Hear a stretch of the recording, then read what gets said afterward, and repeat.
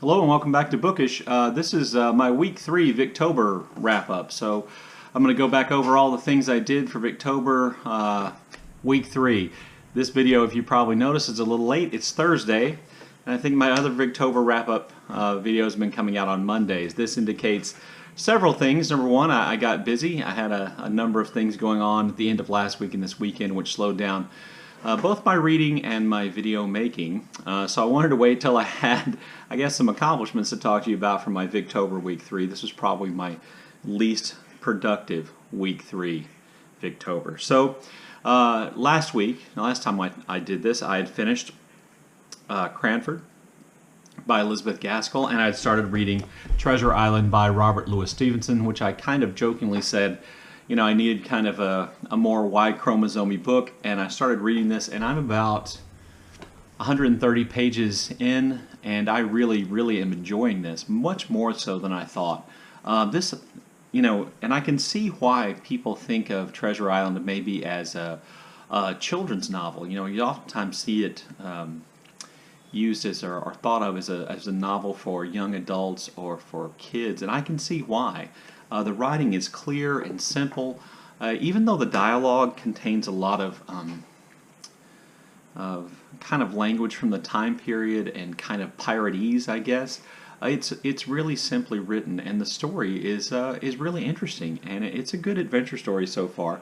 I can't wait to see how the last 100 pages go. So that's what I've principally been reading. If you've been watching my Victober videos, then you know I've also been listening to an audiobook of Bleak House, and I actually made some pretty good progress. I think last week I ended up listening to about 5 hours, or in the last time since I've talked, I listened to about 5 hours of Bleak House. I have more than 8 hours left.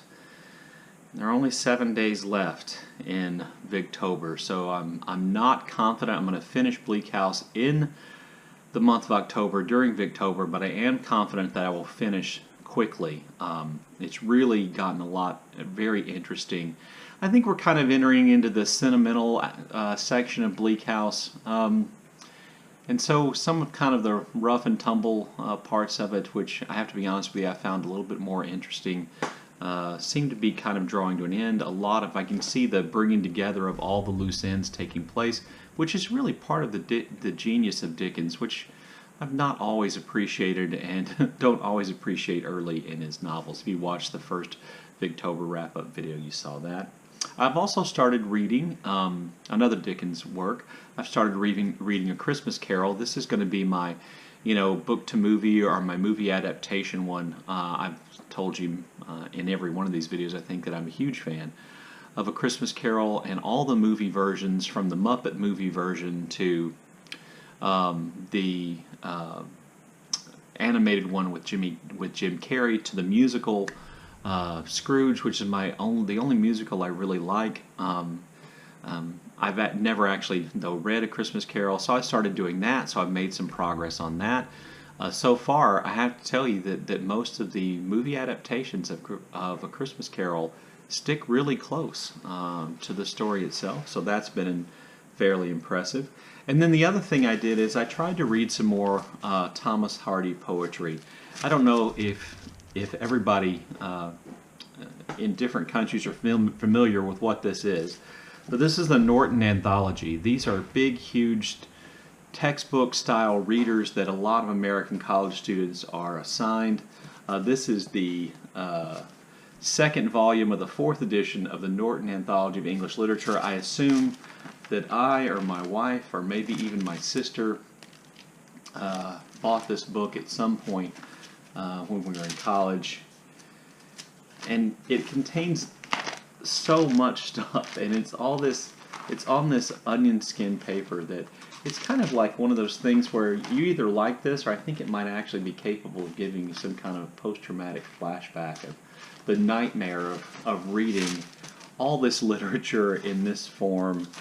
And anyway, I tried to read some more Thomas Hardy poetry, and I read the rest of the poetry in this. There were some different poems than the poems I'd read last time that were part of the Oxford Anthology of English Poetry, but I have to be honest with you, I still don't like Thomas Hardy's poetry.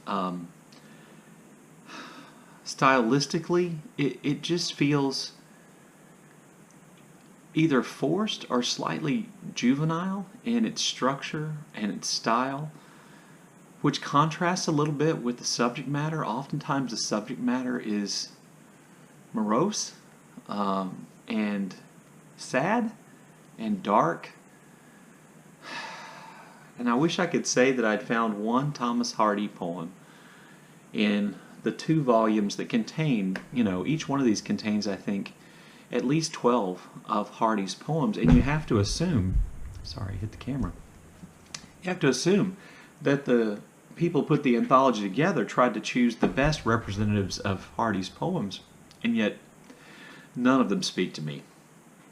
None of them works for me, and I just don't like it. And I'm curious as to why. And I'm not a huge poetry person, but I do think that I'm open to poetry of different styles and different time periods, and I enjoy poetry when I do read it. And I don't think that I lack in an understanding or too much of an understanding for poetry, but I just don't get it. I don't see why Hardy is anthologized as a poet as much as he is, because I just don't think his poetry is particularly good, and I don't think it translates well to today's world or to the modern reader. And so I'm curious, why then does Hardy keep getting anthologized? Is it because he was a popular poet of the time period? Am I just missing something? Am I just missing the beauty, the subtlety perhaps, of Hardy's poetry? Or do we always find Hardy anthologized in books like the Norton Anthology because Hardy's a famous novelist?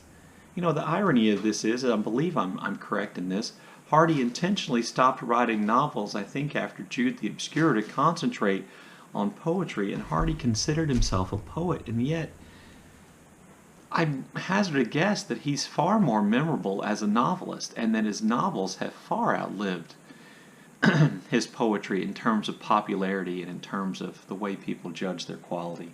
Anyway, Thomas Hardy's still a mystery. I'm going to have to break down and try to read a Thomas Hardy novel, because I just can't stand the idea, I guess, that there's this person, this writer, who is so well respected, and who so many people like, and who so many people rave about their work, that I just don't get. And so stubbornness is going to make me break down and read a Thomas Hardy novel. I wish I had one of the 2, which I claim to have read in college and high school but didn't actually read, which was Jude the Obscure and Return of the Native. But I'll go out and buy maybe Far from the Madding Crowd, or I think somebody else recommended that The Mayor of Casterbridge is a good entree into Thomas Hardy.